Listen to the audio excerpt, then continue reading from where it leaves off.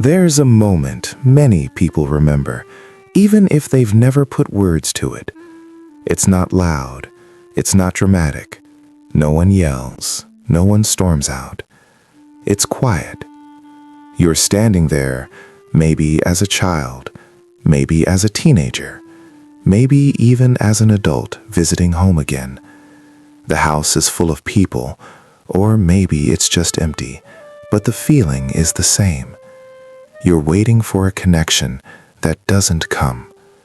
You're waiting for someone to notice you're there, to ask how you are, to see the weight you're carrying. And you realize no one is looking at you. Not because you failed, not because you didn't try, but because somehow, over time, you became background noise. That moment plants a thought that doesn't leave easily. Maybe I'm just less important. Maybe my presence doesn't matter. This is the psychological world of childhood loneliness. And if this feels familiar, it's not because you're weak or dramatic. It's because your nervous system learned something very early that shaped how you see yourself, others, and your place in the world.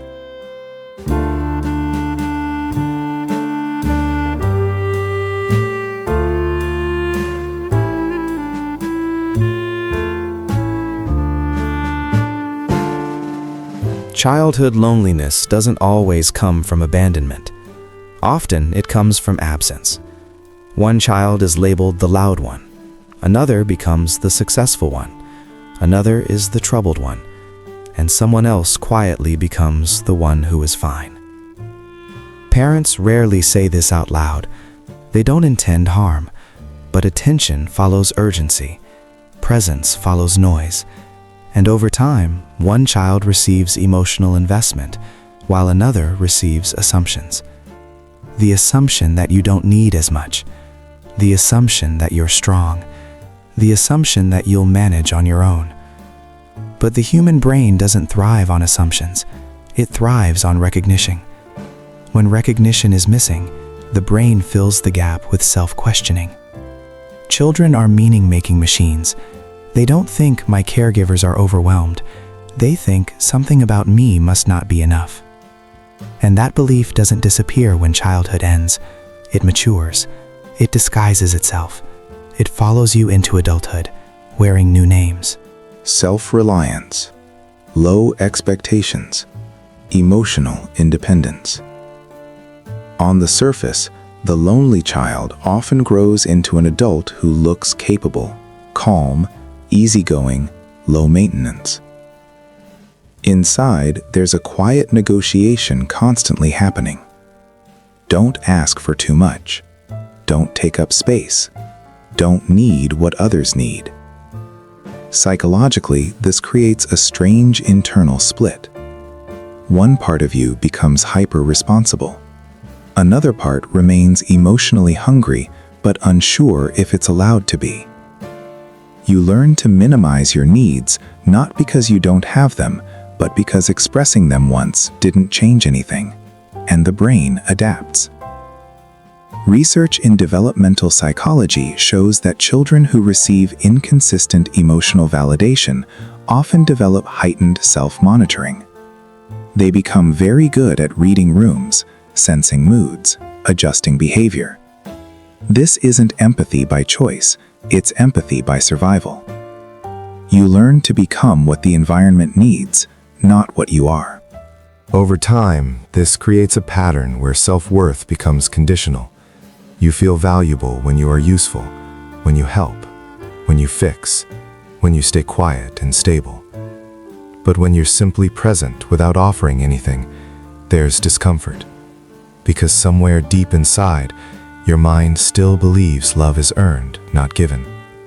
One of the most painful parts of childhood loneliness is that nothing bad enough happened. There's no obvious event to point to, no clear moment where you were pushed away, just absence. And absence is harder to grieve than pain, because pain validates itself. Absence makes you doubt your perception. You wonder, am I exaggerating? You tell yourself others had it worse. You dismiss your own experience before anyone else can. This self-invalidation often becomes internalized. You downplay your achievements. You feel uncomfortable being celebrated. Compliments feel foreign, almost suspicious. Your nervous system learned early that being seen didn't last, so it doesn't fully relax when attention comes your way.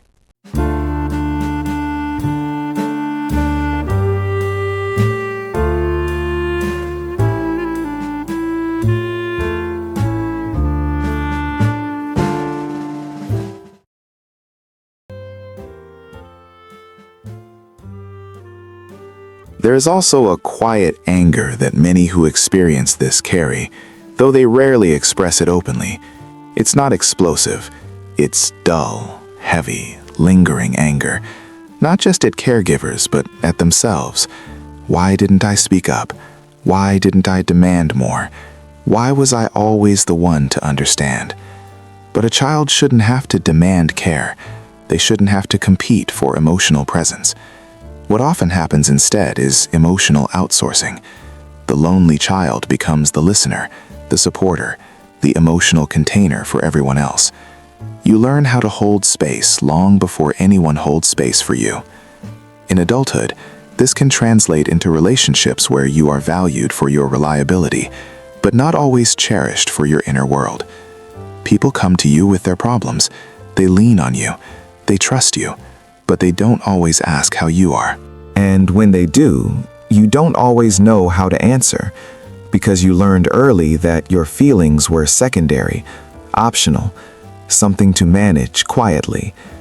Psychologists sometimes refer to this as emotional invisibility, not neglect in the obvious sense, but in the subtle sense of being emotionally unattended. It doesn't create chaos, it creates self-erasure. You grow up believing that being low impact is a virtue, that needing less makes you easier to love, that independence equals maturity. But emotional independence formed too early isn't independence, it's adaptation. A child who stops asking for comfort isn't healed, they're adjusting. Another pattern that emerges is comparison-based self-worth. When others are openly praised or connected, the lonely child often becomes hyper-aware of hierarchy. You measure yourself constantly. Am I doing enough? Am I impressive enough? Am I worth noticing now? And even when you succeed, there's a strange hollowness. Achievement doesn't land the way you hoped it would, because what you wanted wasn't applause. It was acknowledgement, to be seen without outperforming someone else. This is why many who experience childhood loneliness struggle with imposter feelings, not because they lack skill, but because their sense of worth was never stabilized early on. Worth became situational. If no one is affirming you, the inner voice grows quiet. Doubt fills the space. And yet there's resilience here too. Those who grew up lonely often develop deep introspection. You think a lot. You reflect. You question patterns others accept without noticing. You're often emotionally intelligent, even if emotionally tired. You understand nuance. You see both sides.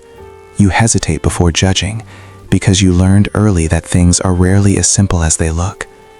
But emotional intelligence without emotional nourishment leads to burnout. At some point, the person who grew up lonely faces a reckoning. Usually in adulthood. Usually after giving too much for too long. Usually after realizing that being easy to deal with has come at a cost. The cost is self-connection. You might notice a quiet grief for the version of you that never got to be loud, never got to be messy. Value. You were invisible because the system around you didn't know how to distribute attention fairly. Families are emotional ecosystems. They don't always reward depth. They reward immediacy, volume, crisis. And those who don't create waves often go unseen. That doesn't make you lesser. It makes you adapted. Healing for the one who experienced childhood loneliness doesn't start with confrontation. It starts with permission. Permission to take up space. Permission to feel without minimizing. Permission to stop being the one who always understands. It begins when you realize that your quiet strength was never a requirement. It was a response. And responses can be rewritten.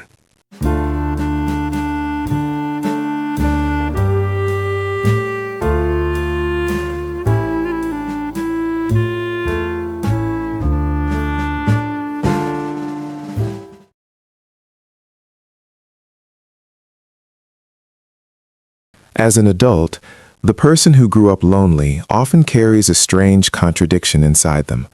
On one hand, you're capable. You've survived. You've built something out of yourself, sometimes quietly impressive. On the other hand, there's a persistent feeling that none of it fully counts unless someone else confirms it. That tension shapes how you move through the world. In relationships, you might notice a familiar role appearing again and again. You become the one who listens more than they speak, the one who adjusts, the one who notices emotional shifts before anyone else does. People feel safe with you, understood, held. But being needed is not the same as being known. Many who experience this loneliness unconsciously recreate the emotional environment they grew up in, not because it felt good, but because it felt familiar. The nervous system is drawn to patterns it recognizes, even if those patterns were painful. So, you may find yourself in friendships where you give more than you receive. In romantic relationships where your partner's needs feel clearer than your own. In workplaces where you're relied upon but rarely celebrated. You don't complain, not because nothing hurts, but because you learned early that discomfort is easier to manage than disappointment. There's often a deep fear underneath all of this. A fear that if you ask for too much, you'll be seen as difficult. If you express hurt, you'll be misunderstood. If you step fully into visibility, you might be rejected. So you hover just below the surface of being seen. Psychologically, this connects to how the brain learned to associate safety with emotional containment. When emotional expression didn't lead to connection in childhood, the brain stopped offering it freely. This isn't a flaw, it's conditioning, and conditioning can be softened. One of the hardest shifts for the person who grew up lonely is learning that being self-sufficient doesn't mean being self-silencing. You may notice that when someone finally asks you what you need, your mind goes blank. Not because you don't have needs, but because you were never asked often enough to practice answering. So instead, you default to, "I'm fine," or "whatever works," or "it doesn't matter." But it does matter. It always did. Another common experience is delayed anger, not explosive rage, but a slow realization that something fundamental was missing. This anger often surfaces later in life when you start seeing how easily others ask for help, how naturally they expect to be supported, how confidently they assume their emotions are welcome. And part of you wonders, why was that never taught to me? The danger is turning that anger inward. Those who grew up lonely are particularly prone to self-criticism. You question your reactions. You doubt your feelings. You assume you're overthinking. But emotional neglect, even subtle, leaves real marks. Studies show that children who experience low emotional responsiveness often develop heightened sensitivity to rejection later in life, not because they're fragile, but because their system learned that connection could disappear quietly. So when someone pulls away, forgets, or deprioritizes you, it doesn't just hurt, it echoes. You might replay conversations in your head, analyze tone, wonder what you did wrong, try to fix something that was never yours to fix. This hyper-responsibility for emotional outcomes is a learned response. As a child, you may have felt that harmony depended on you staying calm, agreeable, easy. That belief doesn't vanish with age, it just changes settings. Another layer of this psychology is identity confusion. When you grow up being defined in relation to others, rather than recognized for yourself, it becomes difficult to answer a simple question. Who am I when no one needs me? Many who experience this loneliness struggle with emptiness during quiet moments. Not because they lack depth, but because they were always oriented outward. You learn to scan the room instead of checking in with yourself. And when life finally slows down, the silence can feel uncomfortable. This is often when people begin questioning their path, their relationships, their sense of meaning. They may feel guilty for wanting more, for wanting to be chosen, for wanting to matter loudly, not just quietly. But wanting to matter is not selfish, it's human. Healing doesn't mean blaming parents or rewriting the past with anger. It means recognizing patterns with honesty. It means understanding that your worth was never dependent on how much attention you received. The truth is, attention is not a measurement of value. It's a reflection of capacity. Emotional capacity varies. Families do the best they can with what they know, but that doesn't erase the impact.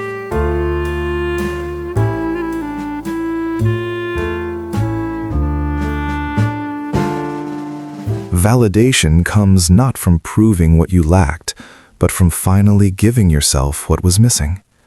This starts small. It starts with noticing when you minimize your own experience, when you dismiss your feelings before others can, when you assume your needs are inconvenient, and gently questioning that habit. You may need to practice saying things that feel unfamiliar. I actually do care about this. That didn't sit right with me. I need time. These sentences might feel uncomfortable at first. They may trigger guilt or fear. That doesn't mean they're wrong. It means they're new. Boundaries can feel especially difficult for the person who grew up lonely. Setting limits can feel like rejection. Saying no can feel like abandonment. But boundaries are not walls. They're clarity. They tell others how to treat you. But more importantly, they tell you that your internal world is worth protecting. Another important shift is allowing yourself to be seen imperfectly. Many who experienced this loneliness strive to be composed, helpful, emotionally stable. Vulnerability feels risky because it wasn't met consistently before. But being known requires exposure, not performance, not usefulness, presence. This doesn't mean oversharing or forcing openness. It means choosing slowly to let people see you when you're unsure, when you don't have answers, when you're not holding everything together, and noticing who stays. One of the most powerful realizations for people who grew up with this kind of loneliness is this: you don't need to become louder to be worthy. You don't need to compete to be chosen. You don't need to earn space by being exceptional. You already take up space simply by existing. The quiet grief you carry isn't a weakness. It's evidence of unmet attachment needs, and those needs were reasonable. You weren't asking for too much. You were asking for presence. And presence can be learned, even later in life. As you begin to recognize yourself, something shifts.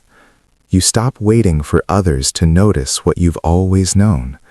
You stop shrinking preemptively. You stop assuming invisibility is your role. You may still be gentle, still thoughtful, still emotionally aware, but now those qualities belong to you, not to survival. And perhaps the most healing realization of all is this: being overlooked did not define your value. It shaped your perception of it, and perceptions can change. You don't have to rewrite your story dramatically. You just have to stop erasing yourself from it.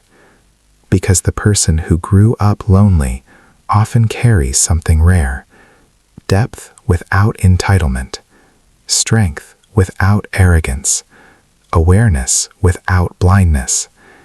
And when that depth is finally directed inward, when you learn to witness yourself with the same care you've given others, something settles. Not loudly, not suddenly, but quietly. Like finally coming home to a part of yourself that was always there, waiting to be seen.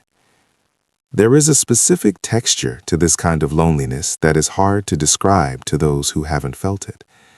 It isn't the loneliness of being physically alone.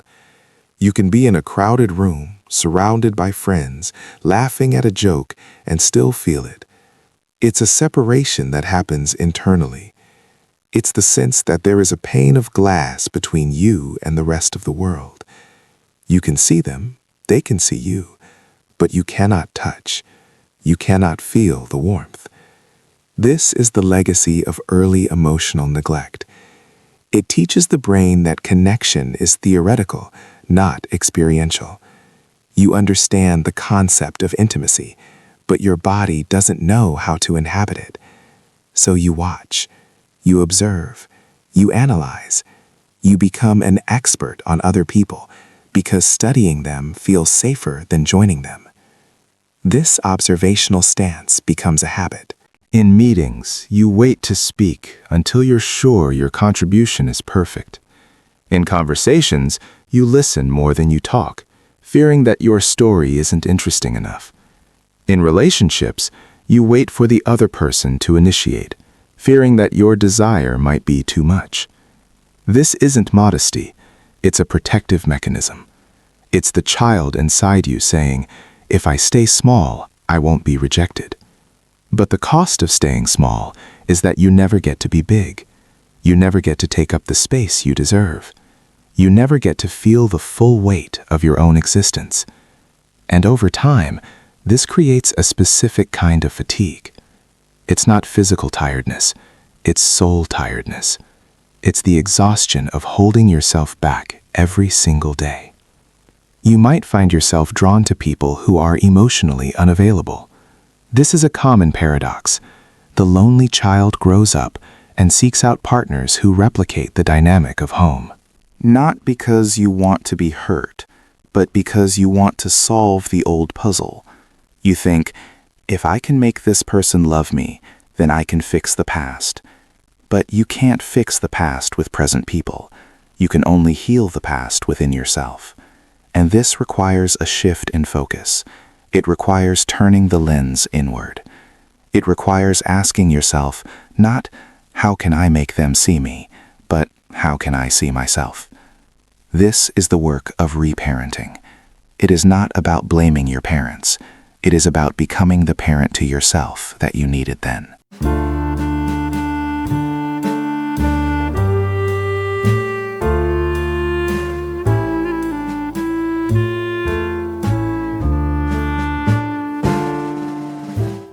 Reparenting sounds abstract, but it is practical. It happens in small moments. It happens when you feel tired, and instead of pushing through, you rest. It happens when you feel sad, and instead of distracting yourself, you let yourself cry. It happens when you make a mistake, and instead of criticizing yourself, you offer kindness. These moments seem small, but they are revolutionary. They are rewriting the neural pathways of your brain. They are teaching your nervous system that you are safe, that you are worthy, that you are enough. And as you practice this, something begins to change. The glass pane starts to crack. The distance begins to close. You start to feel the warmth. You start to feel connected. Not because the world changed, but because you did. There will be resistance.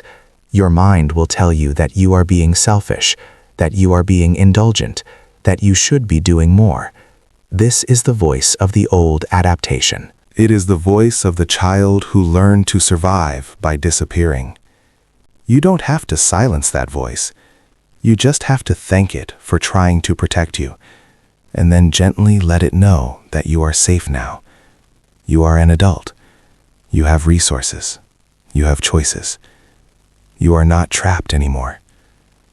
And with every choice you make to honor your own needs, you build a new foundation. A foundation based on presence, not absence. Based on worth, not performance. This journey is not linear. There will be days when you feel strong, and days when you feel small. There will be moments when you slip back into old patterns. That is okay. Healing is not about perfection. It is about awareness. It is about catching yourself sooner. It is about returning to yourself with compassion instead of criticism. And slowly, the loneliness begins to lift. Not because you are surrounded by people, but because you are no longer alone within yourself. You have become your own home. And when you are at home, you can invite others in, not to save you, not to complete you, but to share the space with you. So if you are listening to this and you feel that quiet ache, know that you are not broken. You are not defective. You are not too much. You are a human being who adapted to a difficult environment, and now you are learning to adapt to a new one where you are allowed to be seen, one where you are allowed to be heard, one where you are allowed to take up space. It might feel strange at first. It might feel uncomfortable, but stay with it. Stay with the discomfort, because on the other side of it is a life that is truly yours. A life where you are not just surviving, but living. Where you are not just watching, but participating. Where you are not just background noise, but the main character of your own story. You deserve to be seen. You deserve to be known. You deserve to be loved, not for what you do, but for who you are. And that love starts with you. It starts with the decision to stop hiding, to stop shrinking, to stop waiting. The waiting is over. You are here. You are real, and you are worthy. Let that truth sink in. Let it settle in your bones. Let it guide you forward. Because the world needs you, not the hidden you, not the quiet you, but the real you, the one who has survived so much, the one who has so much to give, the one who is finally ready to receive. Take a breath. Feel your feet on the ground. Feel the air in your lungs. You are here. You are now. And you are not alone. There are others like you. There are others who understand. There are others who are walking this path too. You are part of a community of survivors, a community of feelers, a community of people who are learning to come home to themselves. And together, we can break the silence. We can share the truth. We can let the light in. So go gently, be patient, and know that you are loved. You are worthy. You are enough. Always have been. Always will be.